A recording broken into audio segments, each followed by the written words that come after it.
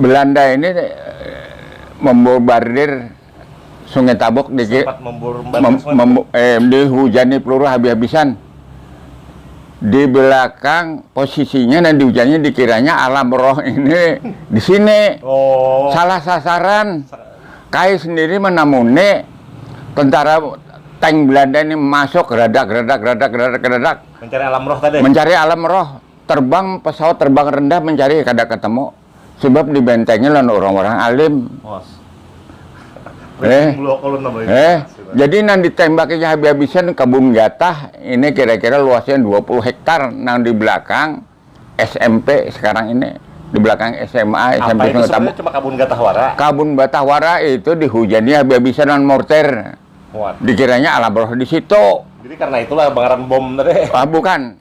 Bom arti bom ini pelabuhan. Arti ada.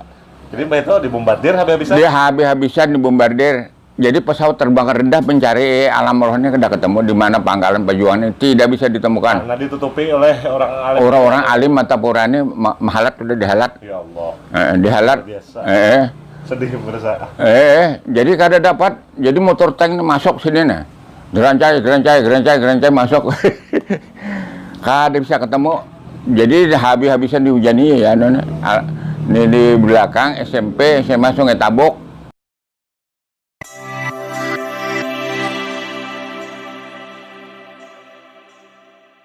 Bismillahirrahmanirrahim. Jadi waktu tentara Jepang ini sudah dikalahkan lawan tentara sekutu, itu 1945 tentara Jepang ini sudah dikembalikan ke negaranya satu persatu naik kapal ke seluruh Indonesia nih habis angkut ke negeri Jepang karena diangkut dipulangkan tahun 1945. Jadi tentara Jepang ini sudah dikalahkan untuk kawasan Indonesia bagian tengah sampai Indonesia bagian timur itu dipimpin oleh Jenderal Tentara Australia Sir Thomas Albert Bellamy, Chief General Commander of Australian Army. Jadi Jepang sudah kalah total, dipulangkan negaranya. Tetapi si tentara sekutu ini main mata dengan Belanda, ayo pulang, balik lagi, sudah jajah aja sudah, apalagi ya, sudah mengalahkan Jepang, yuk balik lagi kan, jajah lagi negara, dibaliklah mulai 45 itu Jepang, Belanda menjajah lagi. Nah, jadi menjajah negara kita ini ya untuk Kalimantan ini, jadi diutuslah oleh pusat itu Brigjen Hasan Basri, Brigadir Jenderal Hasan Basri itu orang Banjar, orang Kandangan, tapi beliau ini lama di Surabaya. Jadi beliau ini dulunya di pesantren di Jawa, jadi guru di pesantren Jawa. Dengan Hasan Basri? Hasan Basri. Lalu beliau ini disuruh lagi membentuk satu pergerakan untuk melawan, karena Belanda sudah balik lagi menduduki lagi negara kita ini mulai 1945. Lalu sudah berdiri lagi negara Belanda, tapi Belanda ini namanya itu Nika. Belanda Nika, Netherlands Indies Civil Administration.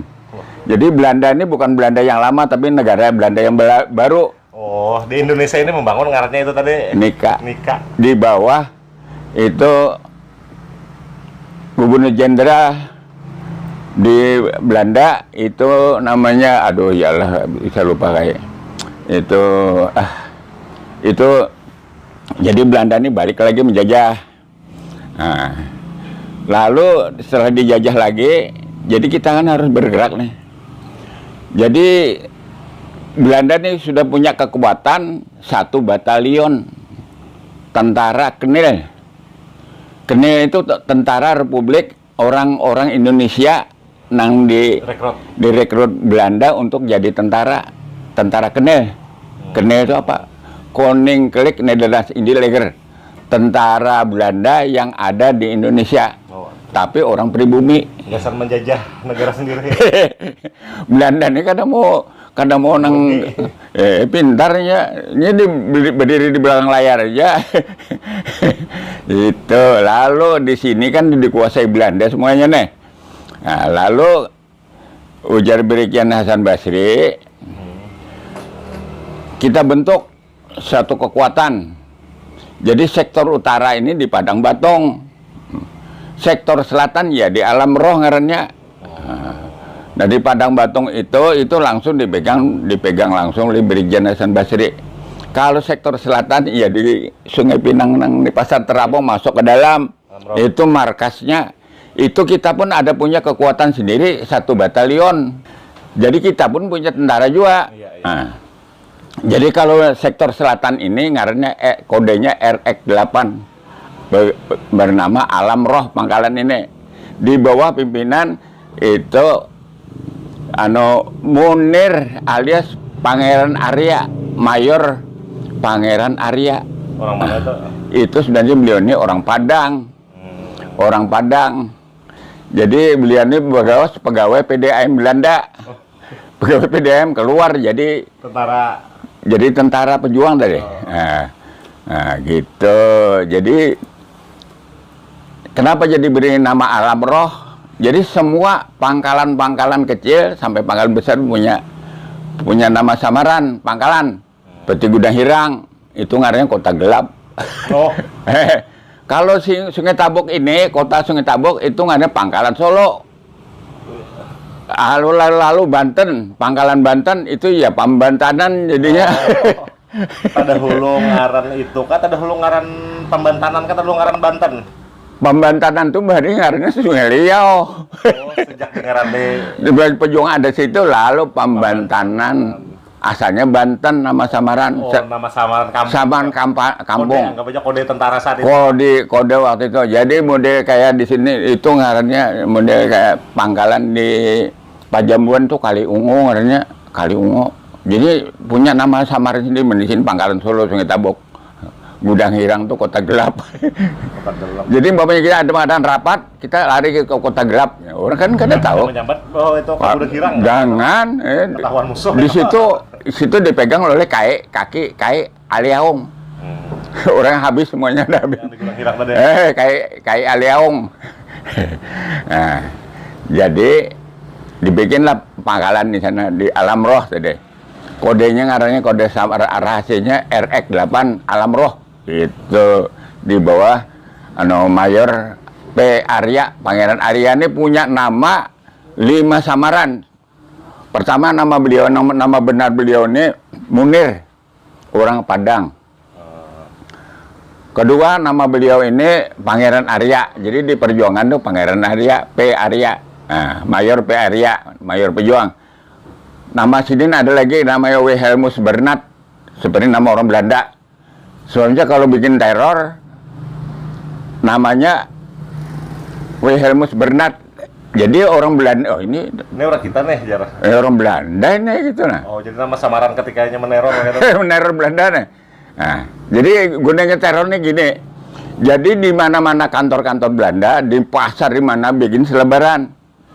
Jadi begini, maklumat bunyinya gitu. Siapa saja ya orang yang masih bekerja dengan Belanda akan kami habisi. Gitu terornya tuh. Lalu betul tertanda Wilhelmus Bernat. Orang kita aja lah. Pendengar namanya Munir. Nah, P. Arya tadi. Lalu lagi hakim, sebagai hakim misalnya orang yang tertangkap misalnya sebagai kaki tangan tuh ngarannya Hakim Natsir. Jadi punya nama samaran ada 5. Jadi Munir, Pangeran Arya, Wilhelmus Bernat, kemudian itu Hakim Natsir, ada 4 samaran. Lalu kenapa jadi namanya Alam Roh? Supaya seram. Jadi sampai sekarang kalau di Alam Roh tanya, pian tahu lah pengaran Alam Roh, wadah pembunuhannya. Itu sebenarnya itu sebagian masyarakat yang tidak tahu, yang tidak mengerti apa-apa sama sekali. Sekarang orang pada mati semuanya kan. Sekarang masih ada Kai itu yang namanya Kai Ibrahim, masih hidup. Saksi sejarah masih ada satu lagi. Kai Ibrahim. Kai Ibrahim. Di sini tuh umur lebih tua dari Bian. 90 sampai 100 kalau. Itu saksi hidup lagi. Saksi hidup masih ada lagi. Apa arti alam roh tadi itu? Alam roh ini nama samaran, nama yang memiliki nama itu ngarannya Utuh Hirang. Orang kasih kerabatnya lawan Brigjen Hasan Basri. Keluarganya Utuh Hirang tadi. Nama beliau ini Utuh Hirang. Utuh Hirang itu ngaran alam roh. Alam roh. Jadi nama samarannya Utuh Hirang. Ini nama aslinya. Nama beliau di perjuangan ngarannya itu Daeng Lajida. Daeng Lajida. Orang kandangan juga nih. Orang kandangan. Apanya tadi lawan Hasan Basri? Masih kerabat lawan Brigjen Hasan Basri. itu dibikinlah situ pangkalan, dilatihlah tentara. Jadi yang melatih ini tentara yang dikirim dari Jawa. Itu namanya kalau bisa melihat di sini itu Bambang Sugito, itu pelatih. Dulu kan sudah dilatih di sana waktu masih hidup itu jenderal di sana kan jenderal kita Jenderal Sudirman. Habis Jenderal Sudirman ganti lagi lawan Jenderal Urip Sumoharjo. Nah, jadi di sana dibentuk tempat latihan macam-macam. Dulu kan kita sempat di Jogja kan negara kita nih sempat di ibu kota negara kan di Jogja dulu. Nah, jadi gubernur kita di Kalimantan ini kada berani lagi, sebenarnya Belanda masih berkuasa. Jadi gubernur Kalimantan yang pertama itu Pangeran Muhammad Nur, andaknya di Surabaya. Kada berdiam di sini. Kada berani, sebenarnya masih Belanda lagi. Masih Belanda. Jadi pada 1949 bulan Mei lalu Brigjen Hasan Basri memproklamasikan bahwa kami ini dulu kan tentara pejuang itu masih laskar, belum ARI Divisi 4 belum lagi. Setelah diproklamasikan Brigjen Hasan Basri lalu ARI Divisi 4. Nah, ARI Divisi 4 dulu belum ARI lagi, ALARI. Angkatan Laut Republik Indonesia. ALARI belum ARI lagi. Jadi di sini wilayah ARI Divisi 4. Ya, cabang-cabangnya Alam Roh di Padang Batung. Padang Batung lain yang tersebar di mana-mana kan ada pangkalan-pangkalan lain. Nah, jadi itu memberi nama Alam Roh ini Utuh Hirang alias Daeng Lajida. Orang kadangan. Nah, gitu.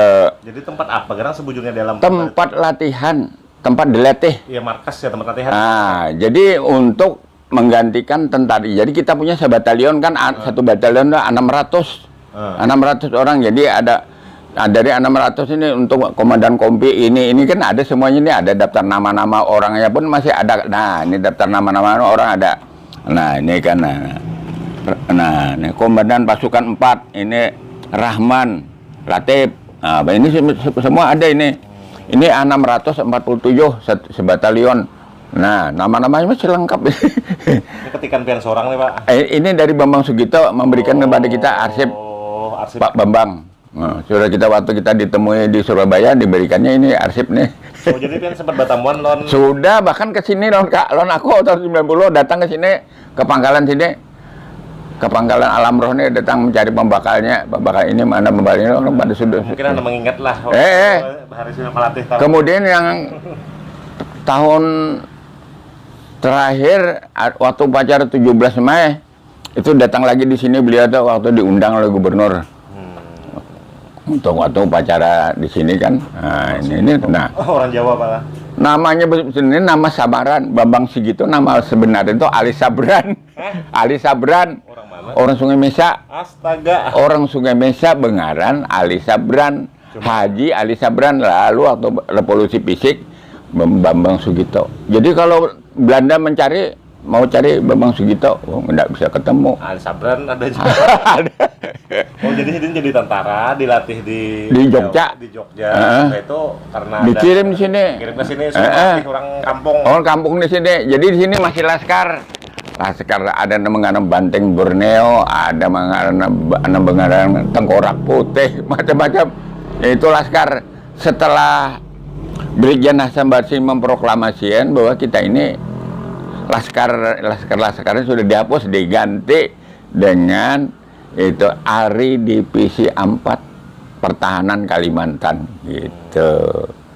Jadi waktu kita kan jadi kami adalah Tentara Pelajar Kalimantan begitu, dan waktu diproklamasikan 17 Mei 1949. Nah, jadi diproklamasi oleh Brigjen Hasan Basri, makanya sampai sekarang stadion itu diberi nama Stadion 17 Mei. Nah, jadi beberapa kali itu kalau ujian negara, ujian pengangkatan pegawai, Anda tahukah apa yang terjadi pada 17 Mei 1949? Stadion, jawabnya, mana bisa. Stadion itu nama, tapi kenapa jadi diberi nama 17 Mei?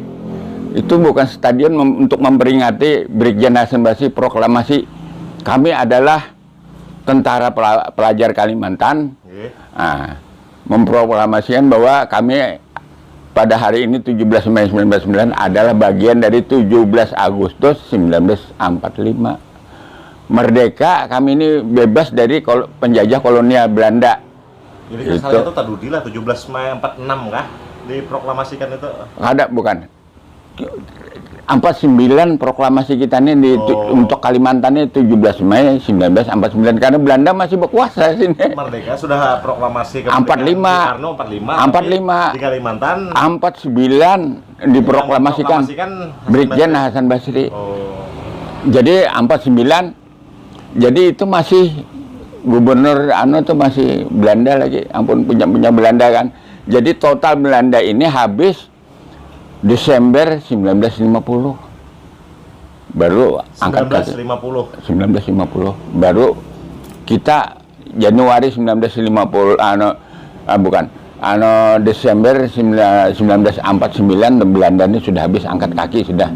Jadi Januari 1950 hanya Gubernur Hanyar diangkatlah Gubernur Murjani. Tadinya kan Gubernur Bayangan di sana Surabaya. Gubernur Pangeran Muhammad Nor. Itu hanya Gubernur Bayangan karena sih kedawani ke sini. Belum di sini masih Belanda lagi. Tahun 1450. Bon? Berapa? 1950 49 itu masih Belanda lagi. Gubernur Murjani ya, Nang Dr. Murjani. Diberi nama itu kan lapangan Murjani. Itu gubernur kita pertama itu Januari 1950. Baru ada proyek sekolahan, proyek itu ini kantor ini baru. Jadi bilang Soekarno, orang-orang Belanda yang ada di Kalimantan ini seperti Panderpel. Karena tidak ada orang yang pintar lagi di sini. Tidak ada orang pintar. Seperti Panderpel apa maksudnya itu? Iya, ada Panderpel yang untuk Banjarbaru tuh dia tuh konsultan. Orang pintar, kepala PO di Kalimantan Selatan ini, Panderpel konsultan, lagi ini kepala PO masih Belanda tuh. Jadi supaya netap di sini, sebenarnya kami tidak ada orang pintar lagi di sini. Lalu kepala penjara si Panhelder Pelegran, kepala penjara yang ada di Kandangan tuh Pelegran namanya tuh, netap aja loh. Pokoknya yang orang-orang Belanda tuh netap. Jadi nanti dia terserah pilih mau pulang ke Belanda boleh, kalau mau tetap di Indonesia ya tetap di Indonesia. Kebanyakan tidak mau pulang ke Belanda karena anak bininya orang Banjar. Itu Pelegran. Orang Belanda tapi hendak jadi orang Indonesia. Bininya sudah karena sudah bininya kan orang sini. Kan hendak balik lagi. Terserah dia milih. Nah, kemudian itu ada Belanda, Panderpel itu kepala PO, Pelegran itu kepala penjara, kemudian itu yang aku masih ingat lah, itu Berti Yakob, kepala penjara di sana, asal di Banjar sini, itu pindah kepala penjara di Palangkaraya. Itu orang Belanda. Jadi itu ada Panhelder, ada itu itu ada lagi De Lacroix itu orang PO juga, itu Belanda. Jadi ini segala kapoldanya dulu kan itu masih dijabat orang peranakan Belanda juga, Haji Ibrahim. Jadi Belanda nang tersisa di sini tuh jadi pejabat. Jadi penjabat. Cuma ya kewarganegaraan sini diulah lah. Jadi ini rupa-rupanya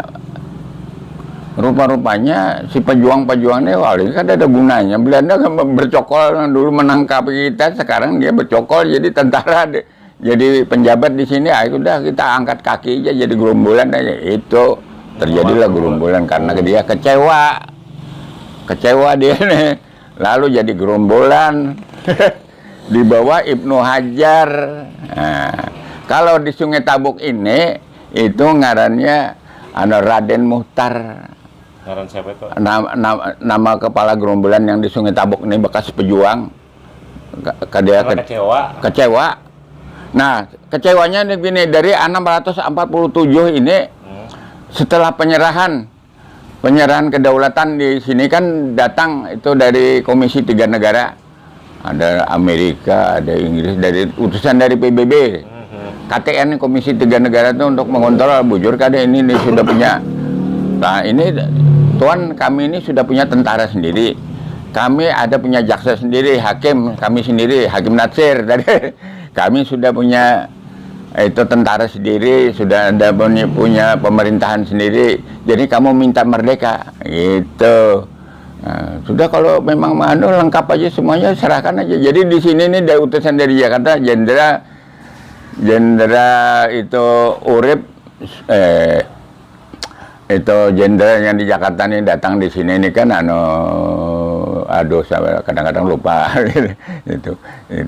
itu datang di sini jenderal-jenderal di Jakarta itu untuk menyaksikan penyerahan itu. Penyerahannya ini mendapai kandangan penyerahan. Jadi di sini nih dia menyaksikan kami sudah punya tentara sendiri di sini sudah dilatih. Ini 600 tadi sudah dilatih dari sini. Nah, jadi waktu sudah nyerah, sudahlah kalau memang dia minta merdeka, serahkan aja. Lalu diserahkan, didukung oleh beberapa negara yang, yang pendukungnya seperti Pakistan apa segalanya mendukung, minta Indonesia, Kalimantan diserahkan, udah serahkan. Nah, jadi kenapa jadi ada gerombolan ini karena kecewa. Pertama itu yang duduk-duduk di pemerintahannya orang-orang Belanda itu tadi tetap. Dari 600 tentara pejuang itu setelah usai sudah diserahkan mutlak oleh itu tadi PBB. Bolehlah karena sudah merdeka, serahkan. Kalimantannya ada mutlak sudah diserahkan. Belanda sudah menyerahkan. Jadi mutlak sudah milik Republik Kalimantan. Nah, lalu tentara-tentara pejuang ini dari 647 ini diseleksi lagi. Diseleksi. Diambil nang apanya tuh? Soalnya ada nang randah. Berdasarkan macam-macam tuh leh. Iya, artinya secara militer itu kan orangnya harus standar tentara pokoknya. Enggak mau bang, umur tingginya hanya 150 sinte kan paling tidak benar, 160 sinte kan tinggi gigi rompong kan kata apa jadi tentara bahari tentara. Lalu setidak-tidaknya harus bisa baca tulis. Ini banyak buta huruf. Dari 600 nih diseleksi. Jadi seleksinya ini di Teluk Dalam. Di Teluk Dalam tuh di situ kan ada sekolah ST, bari kan ST di situ. Wah ini lalu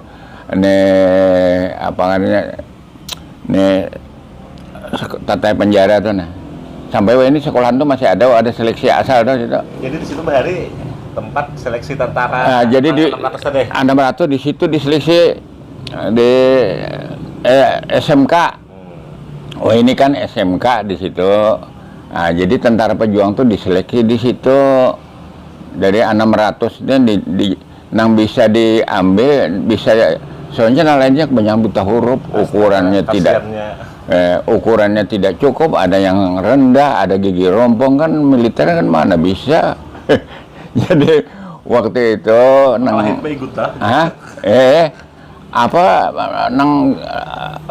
terlalu nang randah kayak aku nih, ya kalau kelahi di bawah perumahan, benernya kada menyarah nih.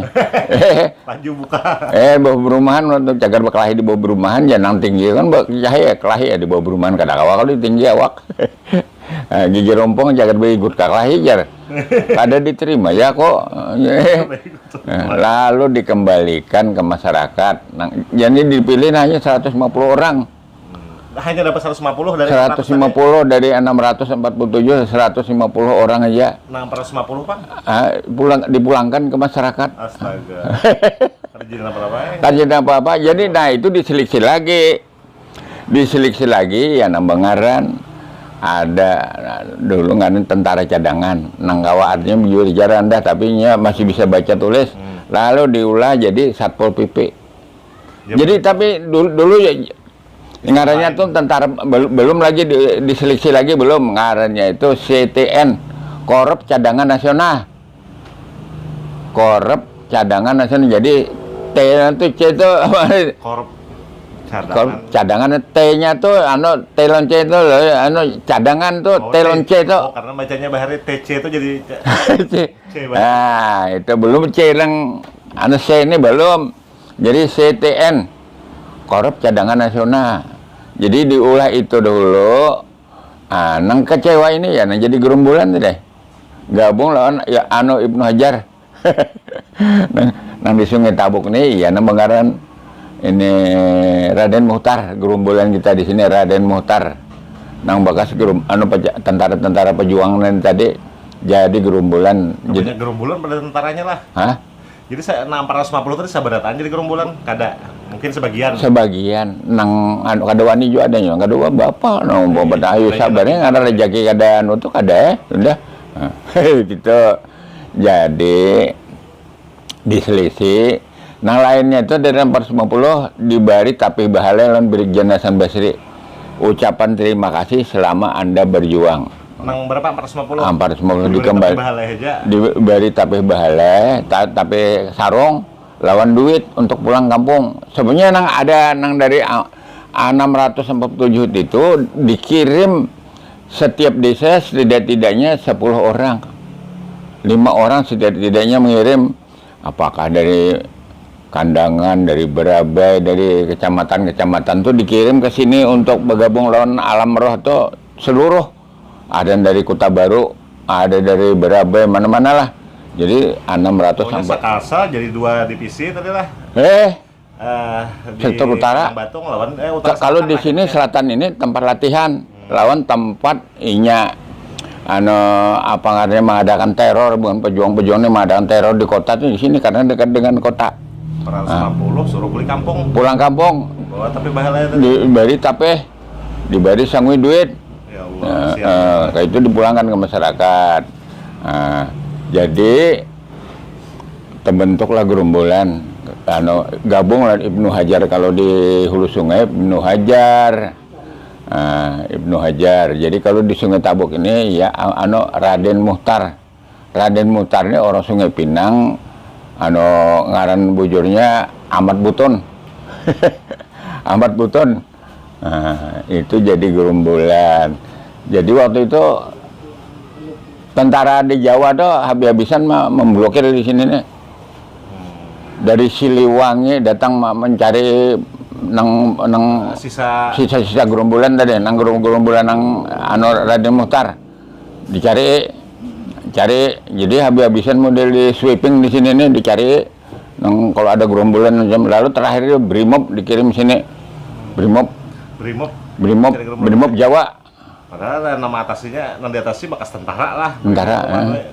Tapi tentara nang jadi tentara nih lah tentara itu di RIN situ banyak nang sudah jadi tentara dikirim dilatih kan di Dodik. Dilatih Dodik Sungai Gunung Kupang. Jadi tentara lalu diam di sini di markasinya kan di RIN Lam. Tapi si gerombolan ini bilanya malam hari keluyurannya di Rindo mencari kawannya, minta baju, minta beras, minta macam-macam. Nah, makanya ini di dalam hutan sembunyinya Di hutan teran sini nih, di Abumbun deh, sembunyi di situ, markasnya di sini masih Abumbun, pernah jadi markas? Abumbun deh. Situ markas gerombolannya. Jadi kalau tentara dikerahkan tentara Jawa tuh kada belawan. Jadi dikerahkanlah Brimob kebanyakan orang Ambon. Dikirim ke sini nih. Sampingnya bilanya sama tentara ini nang bekas tentara nang dia tentara, kada purun ya Wak? kada purun. Wah, dia kawan juga. Cek kawan. Itu lalu dikirimlah tentara datang di Jawa. Brimob untuk mencari gerombolan pembentukan gerombolan Raden Muhtar orang Sungai Pinang ini. Raden Muhtar ini amat buton ngarannya. Gelarannya Raden Muhtar, megah apa Raden Muhtar. Ini nomor itu ngarang kada sebuting kayak nama samaran supaya susah dicari. Itu Raden Muhtar. Jadi dari 647 pejuang itu nang jadi tentara cuma 150 orang. Ini dikirim di depot latihan Dudek, komando latihan deh. Gitu. Lalu kita ini berani, lalu Gubernur Hanyar kita mulai Januari 1950. Baru ada proyek Mula Warman dibangun sekolahan. Kemudian di mana-mana di kecamatan ini cuma ada satu sekolahan negeri. Bayangkan ya. Gambut, mana-mana tuh dibangun sekolahan sampai Karangintan apa segalanya. Apa di hulu sungai apa sekolahan. Nah dulunya kada ada di sekolahan tuh Gubernur Murjani. Lalu di Mula Warman tuh dibangun sekolahan, lalu ada kursus macam-macam. Kursus menjahit, kursus potong rambut, kursus ya semacam-macam lah, ada semua ada. Itu gratis. Tahun 1950 itu Gubernur Murjani kan sudah ada lah waktu ada. Aku diam di truk dalam bari di situ. Abahku kepala dinas koperasi bari. Abahku ini bekas kepala dinas koperasi dulunya. Itu kepala dinas koperasi abahku. Jadi diam. Jadi tahu benar aku kan itu. Pian mulai jadi pegawai tahun berapa Pak? Aku jadi pegawai negeri itu diangkat tahun 1977 jadi PNS. Diandak ditempatkan di jalan pertama tuh di Pecinan, Kanwil, masih kantor wilayah Departemen Pendidikan dan Kebudayaan. Jadi ini di bagian di kebudayaan itu ngarannya dinas bagian itu permusiuman, sejarah dan kepurbakalaan dan nilai-nilai tradisional. Tahu banget kisah-kisah sejarah. Bidangnya bidang sejarah, kepurbakalaan, sejarah, nilai-nilai tradisional. Di situ kayak ditempatkan 2 tahun di situ, dioper lagi di museum. Di museum itu tahun 80 pas peresmian museum 79 kayak di angkatan 77 kan begawe. 78 masih di Kanwil, 79 kayak ditempatkan di museum kan. Museum itu sudah proyek zaman Soeharto itu di peresmian museum itu kayak sudah di situ. Jadi di situ Pian dapat menggali banyak sejarahnya. Sejarah di situ. Di museum lengkap di situ ada di museum. Jadi Belanda ini memang ngaran orang penjajah lah itu pintarnya. Di museum itu ada ditemukan satu peninggalan sejarah, ada bukunya. Jadi sejarah perjanjian antara Belanda dengan Sultan. Ada Traktat 1787 dalam bahasa Inggrisnya itu. Traktat 1787. Traktat 1787. Perjanjian antara Sultan Sulaiman dan Sultan Adam. Jadi Sultan Sulaiman ini abahnya Sultan Adam. Ada perjanjiannya sampai sekarang di situ masih ada. Jadi Belanda 1787 ini kerajaan Bugis menyerang kerajaan Banjar. Itu sebelum merdeka lah. Gua kada paparakan 1787. 1787. Jadi Belanda ini menyerang sini. Raja Bugis menyerang kerajaan Banjar. Belanda menyuruh Raja Bugis menyerang kerajaan Banjar. Diadu dombanya. Diadu domba. Pintar banget. Makanya politik Belanda ini divide et impera ya. Divide et impera ini untuk memecah belah. Oh. Politik divide et impera ada memecah belah, dipecah. Jadi kada diberi ini bersatu. Sempat perang. Jadi antara Raja Bugis atau Raja Belanda, Zaman Sultan Adam. Raja Sultan Sulaiman. Jadi Sultan Sulaiman di istananya sudah di sana, di Karangintan. Jadi sampai sekarang makam beliau ini masih ada di Karangintan lagi, makam Sultan Sulaiman, abahnya Sultan Adam. Jadi ada satu perjanjian, ini adalah bekas tapak tangan Sultan Penembahan Banjarmasin suka bersahabat dengan company Belanda untuk selama-lamanya ya. Suka bersahabat dengan company Belanda. Jadi Sultan boleh memerintah, tetapi harus tunduk dengan pemerintah Belanda. Tangan ini tanda kada setuju kah, Pak? Ini adalah bekas tapak tangan, ada tanda tangan. Tapak tangan, tanda tangan. Oh, tanda tangan di apa tuh di kertas kan? Ada bukunya masih ada. Jadi Sultan boleh memerintah, tetapi harus. Jadi Sultan ini Raja Bugis itu harus dilawan. Kami beri senjata. Jadi Sultan kami beri beras, apa segalanya sembako, apa saja keperluan kami beri oleh Belanda. Itu. Jadi, tapi Sultan harus tunduk kepada pemerintah Belanda. Kita bakal lahir orang di modalinya. Di modalinya. Padahal nyenem nyuruh. Jadi kena, tapi kan tunduk aku. Itu. Jadi ada masih ada naskahnya itu masih ada. Lalu lawas kelawasannya tuh ini janjian. Ini walau bejarang ini walau bejarang ujarah Antasari ini mengeramput Patialah ini kada usah dikawani lagi dianu lagi ini mengeramput. Lalu pergerakan lalu benteng Belanda nang di Pengarun. Benteng Belanda. Kampungnya katanya benteng juga. Jadi disitulah tambang batu bara ngirim. Nah, mengeruk habis-habisan di dikeruk situ. Lalu disitulah perang Banjar 1859 sampai 1865 itu dikomandani oleh Pangeran Antasari. Sultannya itu Pangeran Hidayat, rajanya tadi. Jadi anak dari Sultan Adam. Itu sudah mundur lagi sudah kan. Sudah makin maju ke atas lagi.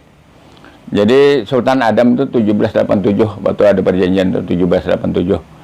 Jadi perang Banjar ini 1865 sampai 1859 sampai 1865, 5 tahun perang melawan Belanda tadi. Itu jadi apa ngarannya nih Sultan Sulaiman Sultan itu Pangeran Antasari kada mau menyerah. Wajah sampai ke puting enggak ya kada mau nyerah enggak. Dalasan hangit wajah sampai ke puting. Jadi lalu mengungsi ke sananya ke Puruk Cahu di Kebun Belanda terus. Rupanya beliau ini sakit cacar. Di sana meninggal karena cacar. Yang Antasari. Itu jadi Pak Anu kan lalu ada nih rupa-rupanya zaman itu tuh sudah ada telegram.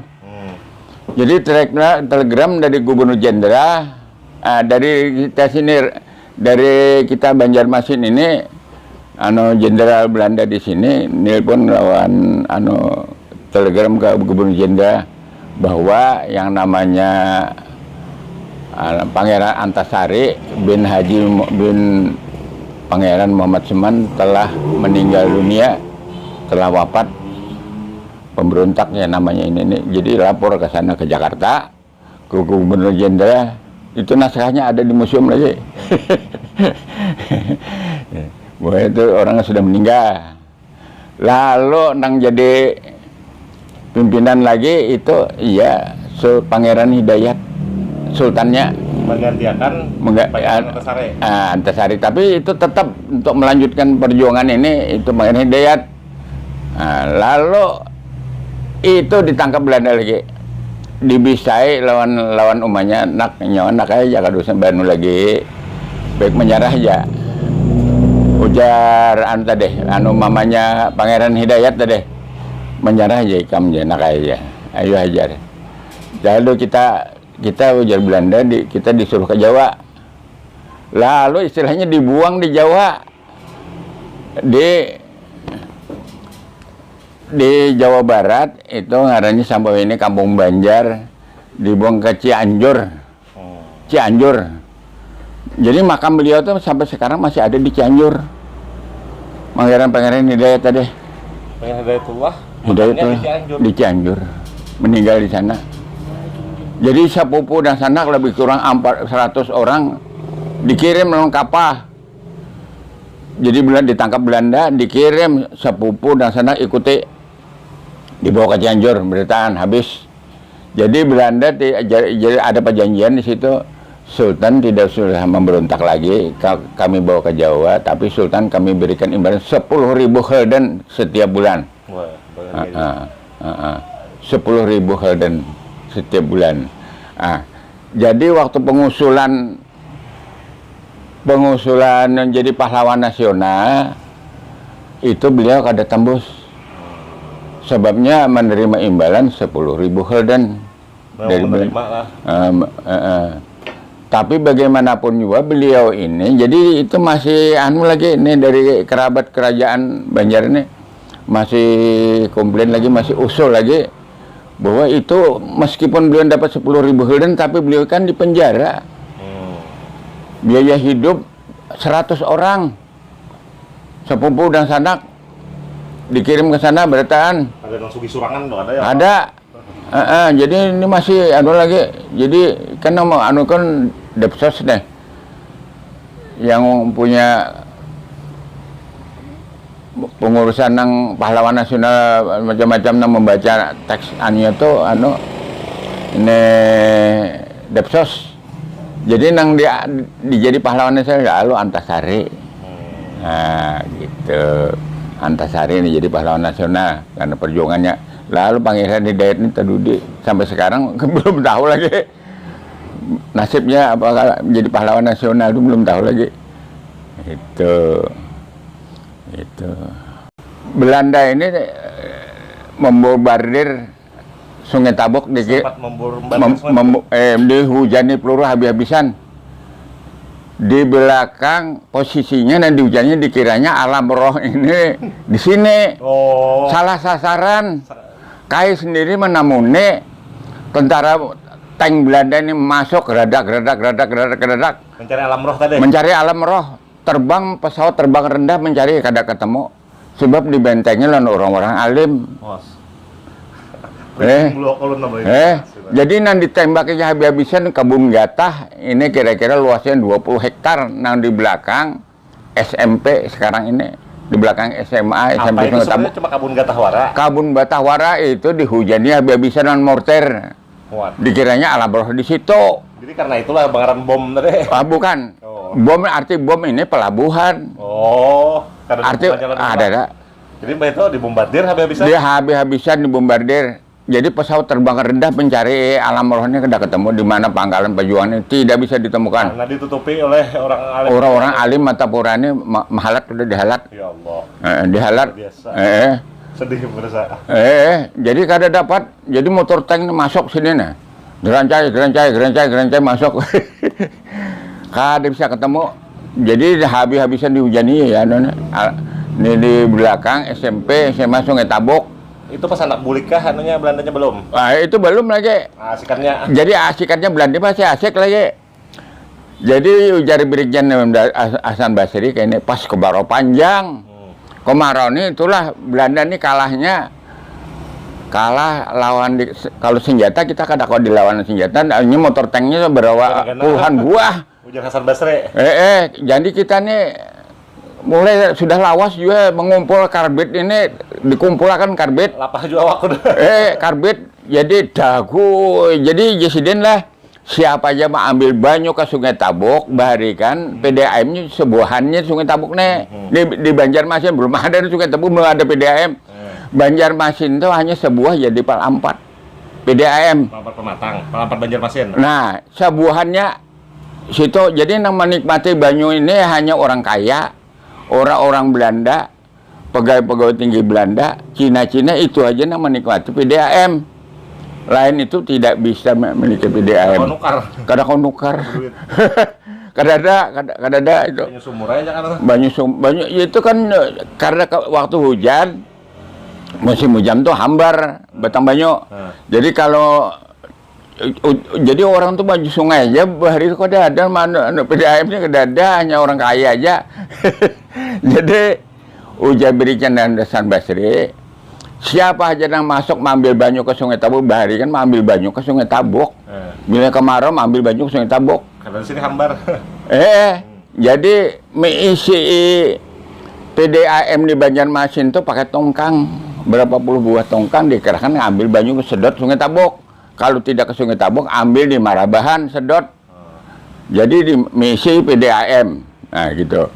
Jadi siapa saja Jabrijan Bersih yang ngambil air, apakah Sungai Tabuk, apakah Marabahan, apakah mengambil betrak membawa ke Karangintan, mengambil banyu atau ke Plehari, tembak. Ditembak? Tembak. Oleh? Balik. Tentara pejuang tadi.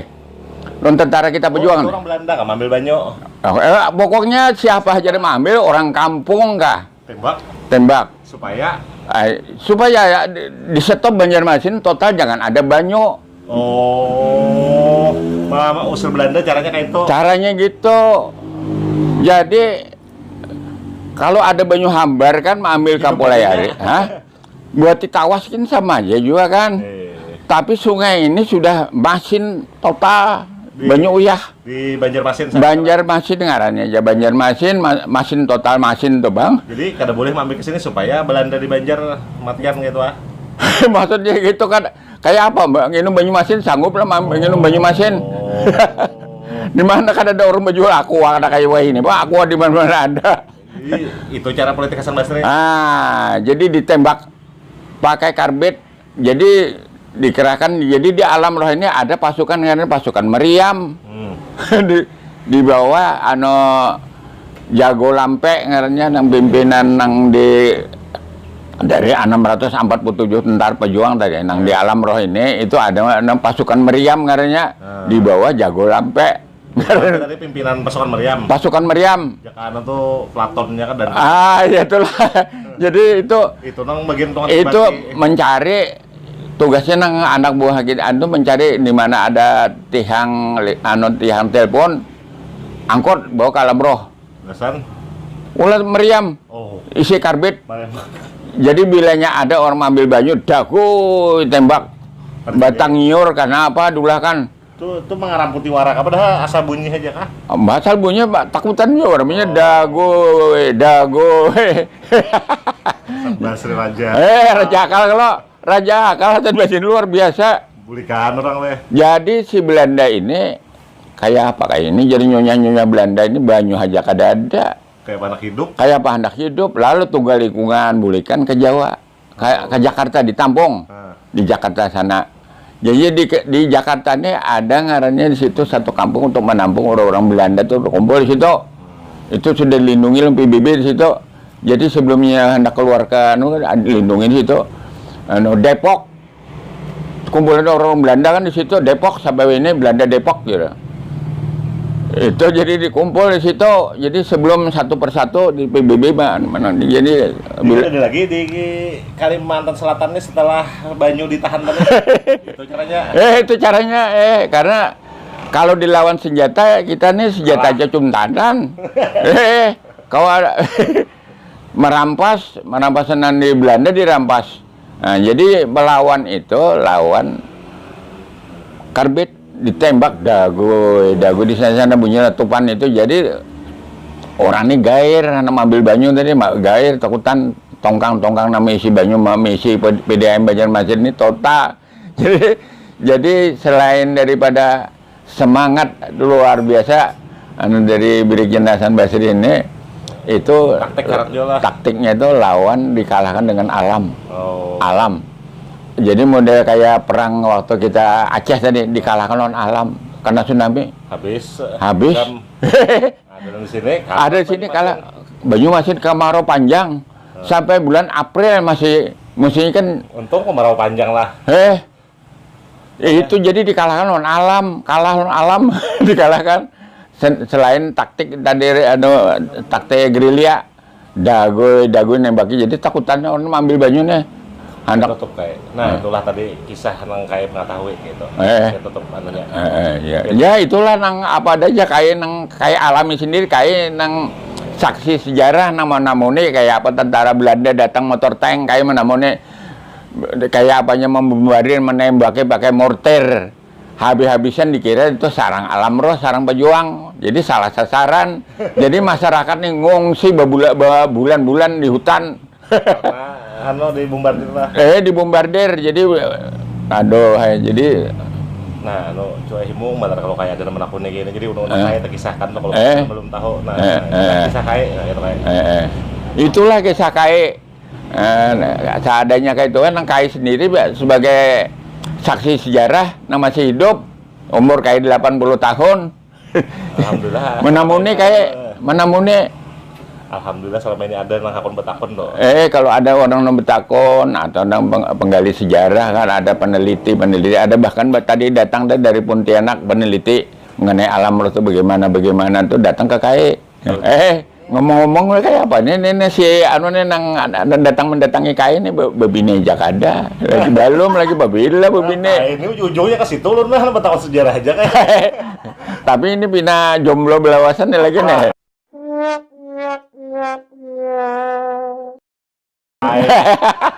Kenapa jadi kayak situ ujungnya? Ayo kayak itulah. Terima kasih banyak kalau kisah Pian ya kalau mudah-mudahan Pian sehat terus umur panjang ya kalau. Nah kalau pengen ada ibaratnya betakun Pian kalau manukan sepengetahuan Pian ya kalau. Nah udah makasih dulu kayak lah. Ya. Sampai di sini dulu pemirsa silaturahmi ulun non kae narami mendengar kisah sidin didengarkan seharian kada habis. Berhubung menarik. Sampai dulu, salah hilaf mohon maaf.